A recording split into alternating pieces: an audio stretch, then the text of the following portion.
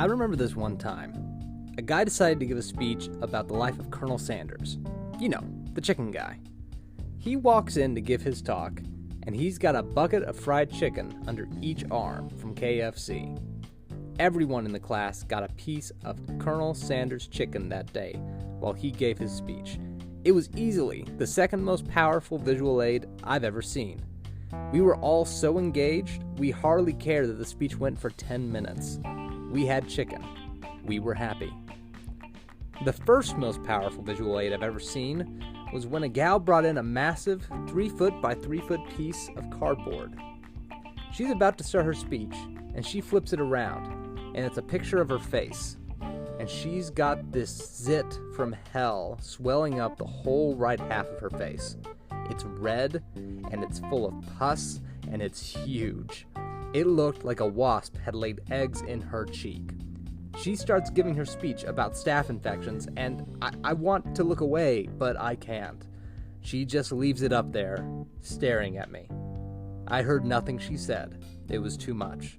I don't remember her speech at all. I just remember the fear. This is Intro to Speech. I'm Daniel Thompson, and today we are talking visual aids and the demonstration speech.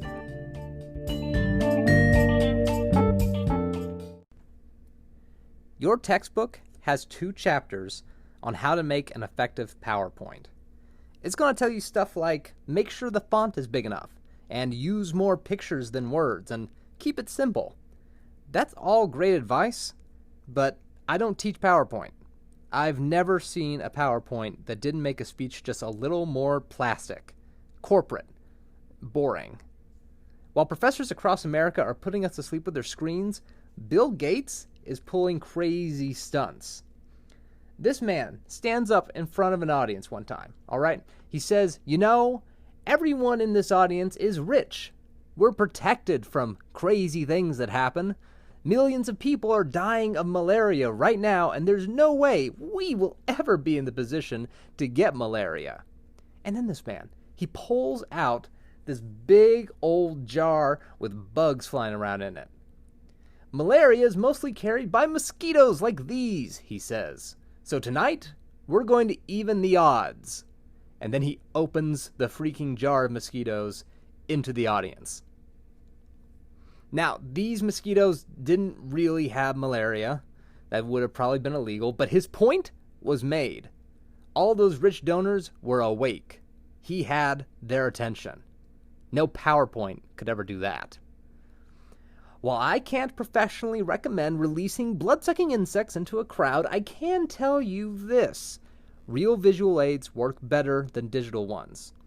A video of someone doing a flip is never as cool as someone actually doing a flip in person.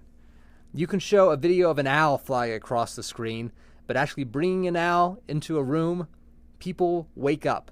People pay attention to that. When we bring real things into our speaking, our audiences pay attention. The object you bring in can relate directly to what you're talking about, or it could be more of a metaphor. I've had someone bring in a tuba in a speech about playing in the marching band, and I've had someone bring in a baby plant to talk about her personal growth. The plant represented her. So we don't have to bring in things that are exactly about the things that we're talking about. They can be representational. But all good ones have the same thing in common. They all get the audience to pay attention and to focus them on what's being said.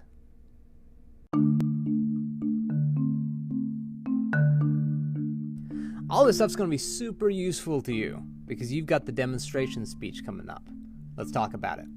You're going to be producing a 3 to 5 minute speech explaining to the audience how to do something. You will be demonstrating it for them. You will be teaching them how to do something they didn't know how to do before. This speech needs to be accompanied by a full outline as described last week in our recorded Zoom sessions, and it is worth 100 points, or the last 2 speeches' points combined. So, you all been getting good, right? You've had 2 speeches to really practice up and to get as good as you are now, and I've been seeing you improve. I really have. You all are doing better in the second speech than you did in the first. So now things are going to start getting a little heavier. we're going to up the ante a little bit, so to speak. So that's why these speeches, increasingly from here on out, become worth more and more points. The focus of this speech is your organization, okay? You should have a clear 3-point structure, organized logically. You should also have a solid introduction with an attention getter, a credibility statement, and a preview statement. If you don't know what those things are, you need to go back and listen to the Zoom sessions that we recorded from last week, because that's when we talked about all that. Your conclusion should sum up your main points, and it should end memorably. The idea is to make your ideas easy to understand by organizing them clearly for your audience. So, what should you talk about? You may have this sense that you don't know anything worth teaching, and I'm here to tell you that that's not true. We all know things that are a little unique to us, or we know them in a unique way. Now, we've been taught things by the elders in our lives. We've been taught things by our friends, our peers, our teachers. A speech like how to play the tuba or how to make a perfect omelet would be examples of possible topics. We've all picked up little things over time. Hobbies, anything. I've seen a speech on how to make cereal. Now, is that super useful? No, but it was funny. And you do have the option here to do a less serious speech. You could make your audience laugh by teaching them things that maybe they do already know, but in a different way. Or you could teach them ridiculous things. I once wrote an essay called How to Dress a Deer. It was, out in the middle of western Oklahoma. People hang deers up by their legs, they cut them open, and they take the meat home. That's what they do. That's what deer dressing is. But I gave a description of how to dress a deer up in a 3-piece tux. You can do that sort of thing. That's cool. I'm not going to say no to any of your creativity. On D2L, I put up some new criteria that I'm going to be using. I'm going to show, it lists out what I'll be looking at when I'll be doing my grading. But the big things are going to be the organization this time and then building on those delivery skills for last time. Now, if you're teaching us how to do something, you can show us how to do it visually as well. If you teach us how to shuffle a deck of cards, you can have that deck of cards there, and you can show us what to do while you're doing it. If you want to teach us how to make a great kale smoothie, which is a misnomer because there is no such thing as a great kale smoothie. There's only terrible tasting kale smoothies, so that speech is impossible. But you could actually show us how you're doing it while you're doing it. This is a great place to begin incorporating visual aids. There's no speech that can't benefit from a visual aid. But this one, oh my gosh, this one is really, really worth it. So how do you go about doing this speech? The first thing you need to do is decide what your purpose is going to be. You need to decide what you're trying to accomplish. Decide what do you want to teach. Then you begin to write out some of the ideas. Just sketch them down. Any specific steps in the process, stories you can tell, tips you want to give the audience. Stories still matter, even in these speeches, because stories make audiences care. So it'd be easy to say, okay, here are the 5 steps in making a grilled cheese sandwich. But the story about how your brother choked on a grilled cheese sandwich and like choke vomited the grilled cheese sandwich across the table and hit your great aunt in the top of the head, that story makes your speech way better than just talking about the 3 main steps in making a grilled cheese. You need the steps in there, but you need the stories in there to bring it alive.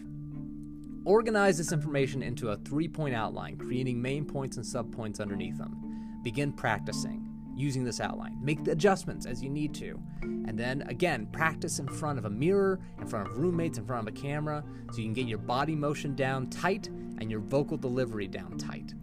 Then when you're confident in your outline, write your main points in large lettering on a note card. I've talked about note cards before.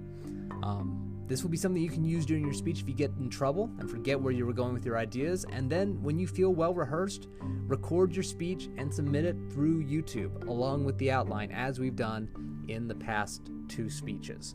This is the basics of this speech. Now, here's what I'm going to do for you. I'm going to make myself available on Zoom for the next several class sessions.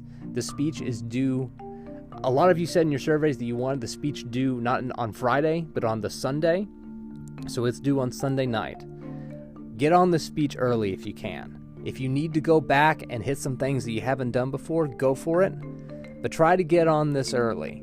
try to start writing it early. I'm going to be in these Zoom meetings just for Q&A so that I can work with you all on what you need. I am here for you guys. I want to work with you on your problems. You can come in and you can deliver your speech to me, and I will coach you through it before you have to submit it for a final. I don't mind doing that. If you want to come to Zoom and show me your outline, we'll talk about your outline. I'll workshop it with you here. This is what I'm good for. I'm good for working with you when you have things you want to work on. If you want me to just talk at you, I can just talk at you, but I would much rather coach you. I feel like that's a lot more valuable. So that's what we have going on this week. You have a discussion board that's really easy. It's just watching a brief speech and writing a couple things about it. It's also focusing on outlining and organization. And then you have this speech. Again, do Sunday night, 3 to 5 minutes. That means your speech should either be somewhere between the 3-minute mark and the 5-minute mark. If you go much over, I dock points. If you go much under, I dock points. That's because we have to keep everything fair for everyone. It's easier to deliver a short speech for some people, and for other people it's easier to deliver a long speech. So we need to all be in the same kind of pocket. If you need anything at all, let me know. You all got this. I believe in you. Take care. Let me know.